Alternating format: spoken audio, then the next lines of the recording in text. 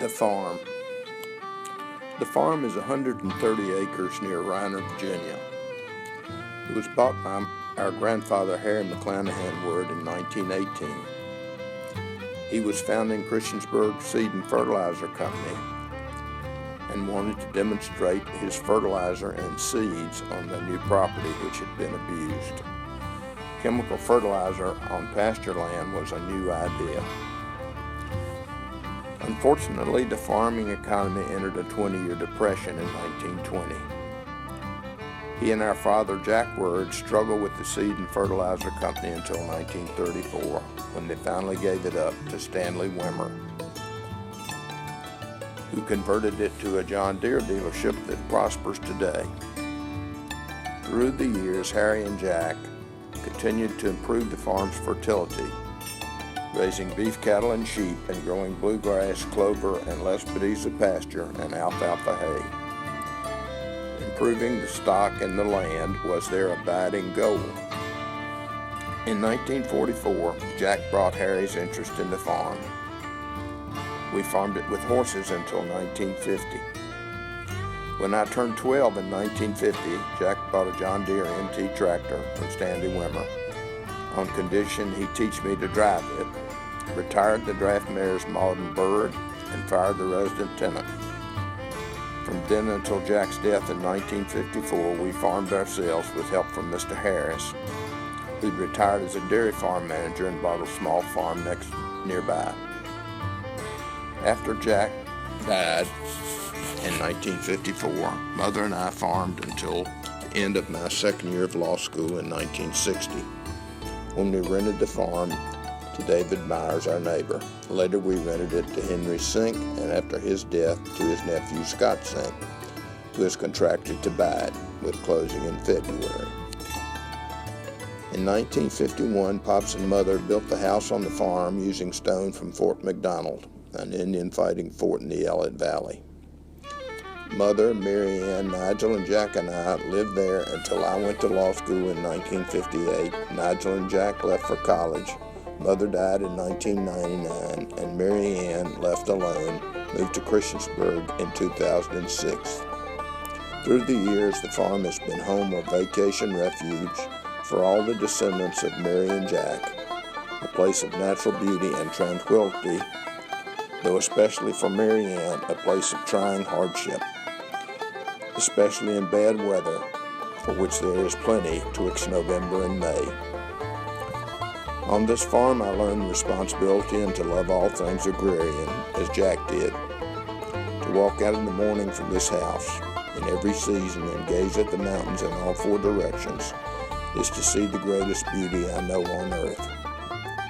And as I gaze on this land and the farms and mountains surrounding it, I think most of the sacrifice Mary Ann made to make it possible for Mother to live here, the place she loved most on the earth, until the end of her days. Thank you, Mary Ann. We all love you. Scott Sink, we wish you the best farming here in the conservation tradition initiated on these acres by Harry and Jack Word a century ago.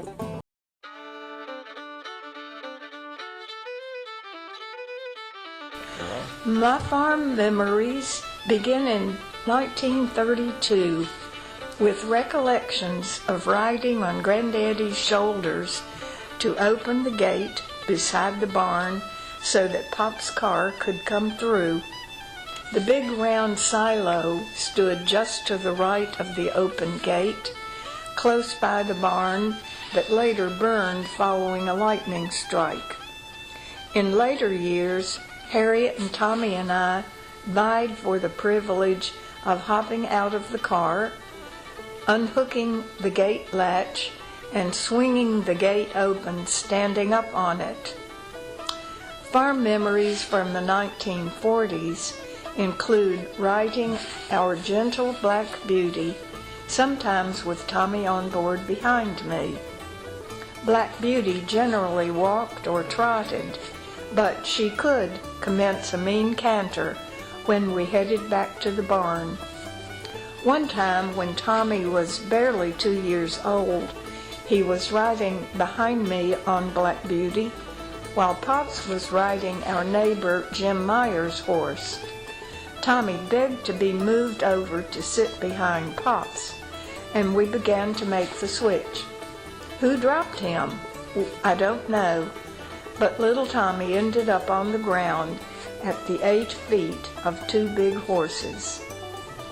At Pop's command, Black Beauty stepped slowly and surely away from the child at her feet and became an instant heroine.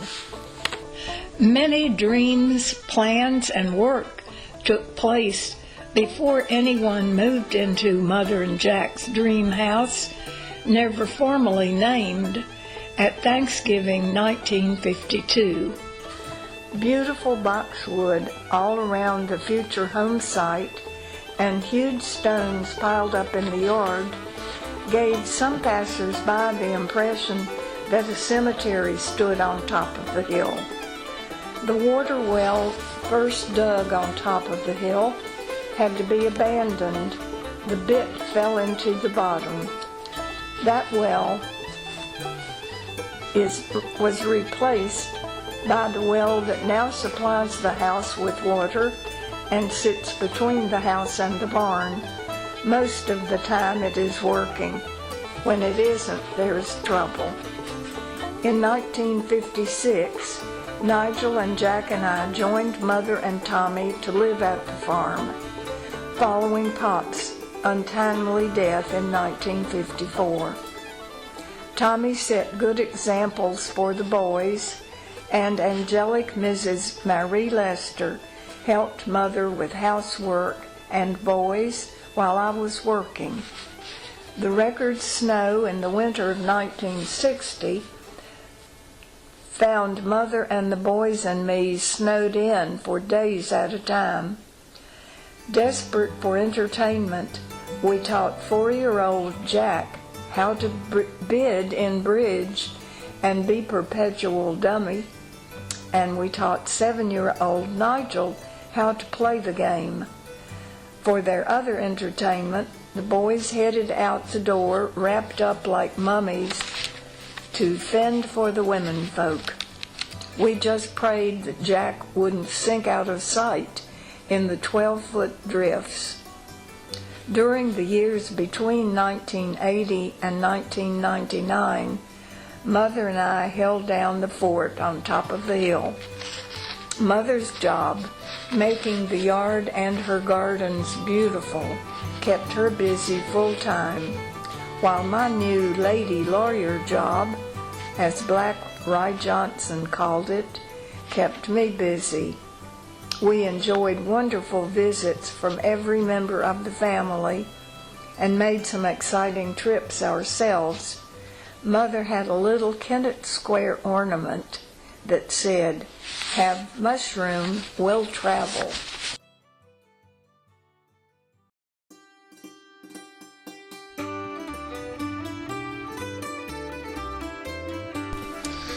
The grandchildren of Jack and Mary Word included 6 cousins, all boys, who came at the end of the baby boomer era. We got to enjoy all the benefits of having 130 acres to ramble in without any of the hard work associated with farming. The 6 boys, from oldest to youngest, included my brother Nigel Henschelwood, Scott Peters, Jack Henschelwood, that's me, Scott Word, David Word, and Tom Peters. Our children have also enjoyed visits to the farm. Nigel's sons Eddie and Luke, Scott Peters' son Andrew, my son Brad and twin daughters Holly and Sarah, Scott Word's daughter Lacey and son Thomas, and Tom's daughter Elizabeth and son Nathaniel. The farm memories of the 3rd and 4th generations are plentiful, with some shared by all and others special to the individual. The monkey swing hung by an oxen ring from the massive red oak tree west of the house is remembered vividly by all the cousins, whether they recall how high they swung or how hard they were kicked off of it. Thanks to wiffle ball games using trees and house corners for bases, high fields of corn to play hide and seek in, glass bottles to break on rock outcroppings, and wagons to careen perilously downhill in, there was never a lack of entertainment. Building a lean-to under the double row of pines was a project that patiently waited until the next visit to be enlarged and improved on, until it more closely resembled a fort than a lean-to. When the yard man mistook it for a waste wood pile and dumped clippings on it, tears ensued. Winter snows brought entirely new diversions, and being snowed in amongst deep drifts was the norm. The snows of 1960 had drifts as high as the top of the pool room. Snow and steep hills could only mean one thing: great sledding, even if all you had to sled on were leftover cardboard boxes from opening Christmas presents. The steepness of the sledding hill to the north behind the house meant high speeds and fear of crashing into the lightning tree or the huge white oak down in the valley just above the farm pond. Farm neighbor David Meyer's tractor cleared a path through the snow back down to Route 8 for cousins to get back home after the holidays. Many of the trees at the farm loom large in collective memory. The lightning tree was an old apple tree that had been split completely to the ground by lightning. It was also known as the echo tree, owing to the excellent bounce back from the barn of every word shouted from the tree. The branches of the maple trees around the house formed thrones comfortable for sitting and reading books, and were well spaced for learning to climb. A soft mat of decades-old pine needles covered the ground between the double row of white pines beside the house, but in summer were themselves covered in a forbidding blanket of poison ivy.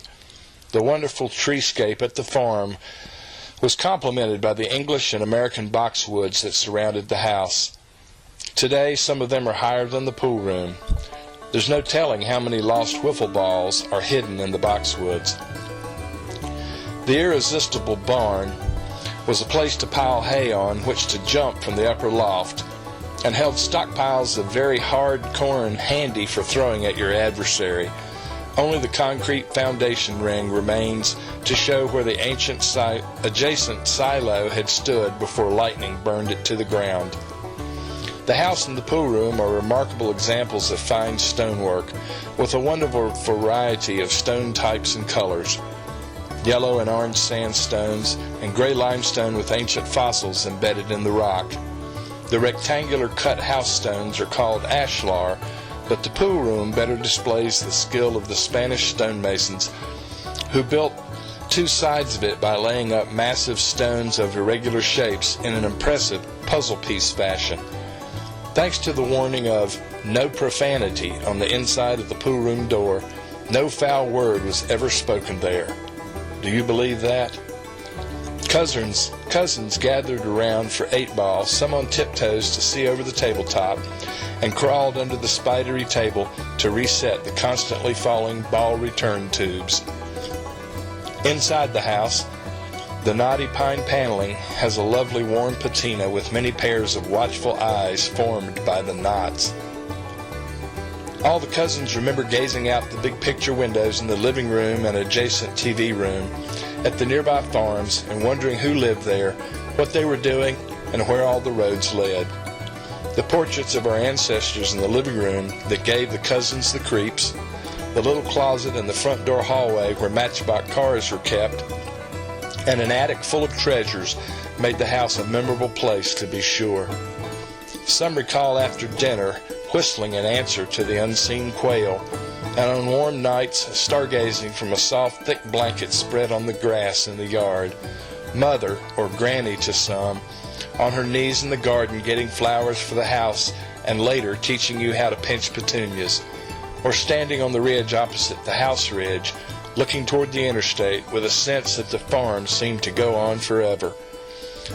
The day the crabapple tree held a record 17 cardinals in its branches, or the day a rabbit emerged from under the hood of the car before family departed for home.